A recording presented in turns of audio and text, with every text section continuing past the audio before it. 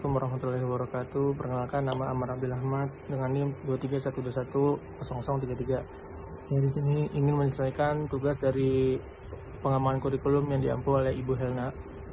Langsung saja, soal nomor 1 yaitu pengembangan kurikulum bisa dimaknai sebagai kurikulum development dan sebagai kurikulum improvement.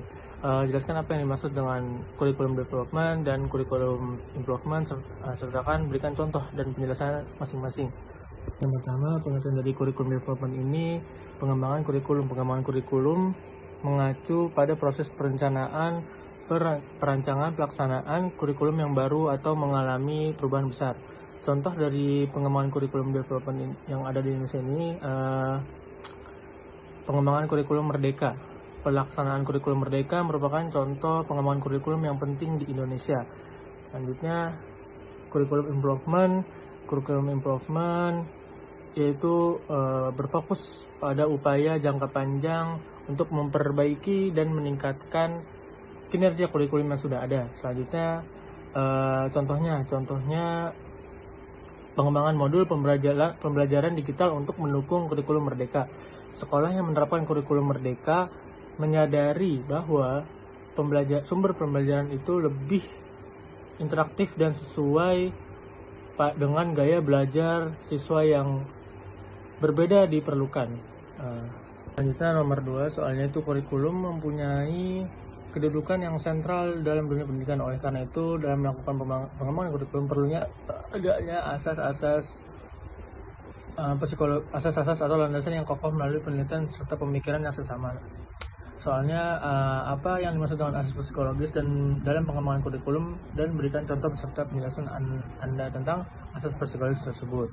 Dan asas psikologi dalam pengembangan kurikulum menurut Nasution. Dalam bukunya Kurikulum dan Pengajaran, asas psikologi dalam pengembangan kurikulum adalah prinsip yang mendasarkan pengembangan kurikulum pada kaidah-kaidah psikologi.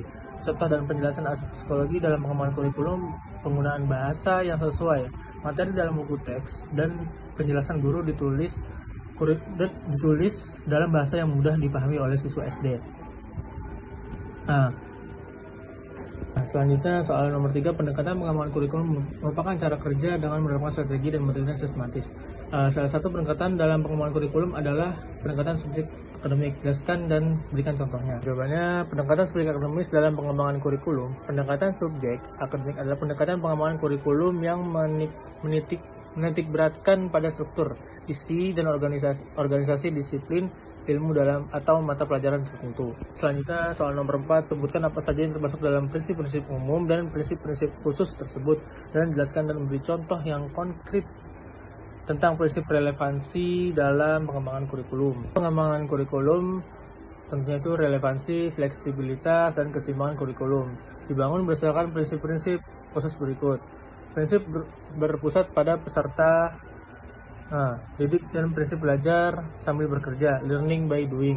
Contohnya, prinsip relevansi dalam pengembangan kurikulum. Penjelasan prinsip relevansi menekankan bahwa ada hubungan yang signifikan atau kesesuaian yang signifikan antara kurikulum dan berbagai elemen yang mempengaruhinya.